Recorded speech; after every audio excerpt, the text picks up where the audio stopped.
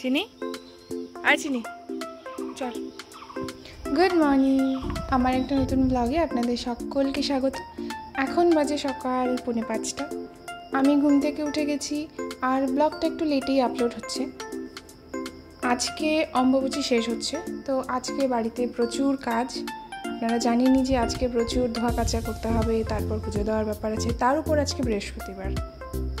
আজকে আমি এতই সকালে উঠেছি যে মায়েরও আগে উঠেছি। আজকে সকালবেলা উঠেই চিনিকে নিয়ে প্রথমে একটু হাঁটতে বেরোলাম। ওকে রেখে হাঁটতে বেরোনো আমার আর মায়ের পক্ষে একরকম অসম্ভব। ওকে আমাদের নিয়ে যেতেই হবে, যদি আটকে যাই তাহলে পরে সারা বাড়ি কেঁদে মাথায় করবে।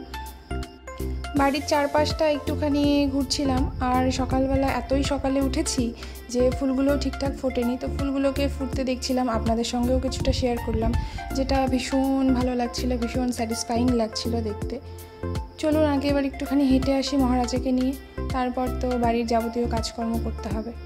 এবার না আমাদের এই বকুল গাছটায় প্রচুর ফুল এসছে। গতবারও এসছিল, তবে খুবই কম এসছিল, মানে টুকটাক, গাছটা তো এখনও ছোট। তো এবছর একদম পুরো ঝেঁকে ফুল এসেছে, আর সকালবেলা এত সুন্দর গন্ধ বেরোয়, আর নিচটা পুরো বকুল ফুল পরে ভরে যায়। ইনি চলছেন আমাদের সামনে সামনে। আমরা হেঁটে চলেও এসেছি, তারপর সমস্ত কাজকর্ম করে নিয়েছি। এখনও 7টাও বাজেনি, আর আজকে এত রোদ উঠেছে। আমরা ভাবছি যে এরপরে আরও কতটা রোদ উঠতে পারে। সকাল 7টা না বাজতেই যে পরিমাণ রোদের তেজ দেখা যাচ্ছে।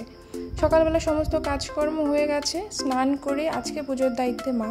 আজকে মা পুজোয় বসেছে, গনুকে স্নান হচ্ছে, এরপরে মায়ের স্নান হবে, মা পুজোর জোগাড় করছে। আর আজকে রান্নাঘরের দায়িত্বে আমি, সমস্তটা নয়, আধাটা দায়িত্বে আমি আছি, বাকি পরে মাই করবে। চলুন একটু ছাদে যাই। ছাদে এসে দেখছি কাঠগোলাপটা খুব সুন্দর ফুটেছে আর ভীষণ গন্ধ ছাড়ছিল। আর একটা আলামান্ডা দেখালাম, নিচে হলুদ আছে, লাল আছে, উপরে ফুটেছে ক্রিম কালারের। আর এখানে কমলা লেবু গাছেও প্রচুর ফুল এসছে। উপরে এসেছে একটা আমের পল্লব নিতে। কার কী নিয়ম জানি না, তবে আমার বাড়িতে কিন্তু আজ ঠাকুরকে আম, দুধ, কাঁঠাল এসব দেওয়া হয়। তো মা পুজোর জোগাড় করুক, আমি যাই এবার রান্নাঘরে। আমি কিন্তু বিয়ের আগে কোনো দিনই রান্না করিনি। আমার যতটুকু রান্না শেখা সেটা বিয়ের পরে, তাও মাকে ফোন করে করে, মাকে জিজ্ঞেস করে করে। তো আজকে প্রথম আমি বাড়িতে মা বাবুকে কিছু করে খাওয়াচ্ছি। রান্নাবান্না আমার হয়ে গেছে, তারপর বাকিটা মা করেছে। আজকে আছে পনির, ঢেঁকি শাক, চাল কুমড়োর পকোড়া, আর হচ্ছে পটলের দোরমাটা আমি করেছি। এরপর টুক করে আপনাদের একটা অন্য জায়গায় নিয়ে এলাম, এসছি শ্বশুরবাড়িতে। তো ভাবলাম শ্বশুরবাড়ির কী অবস্থা আপনাদের একটু দেখিয়ে দিই। তো এই হচ্ছে শ্বশুরবাড়িতে আমার বেডরুম, এরম অবস্থায় আছে। মানে যেহেতু কেউ থাকি না, মানে আমরা তো ওই বছরে একবার, খুব বেশি 2বার আসি, তাও হয়তো 1 সপ্তাহের জন্য, সেই জন্য ফার্নিচার সব এভাবে রাখা আছে।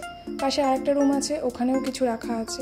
যেহেতু একদম মেন রোডের উপরে বাড়ি, তো সেই জন্য ভীষণ ধুলো হয়। এই ডান হাতের দিকে চলে গেলে চলে যাবেন আসামে, আর বাঁ হাতের দিকে গেলে ওটা বেঙ্গল।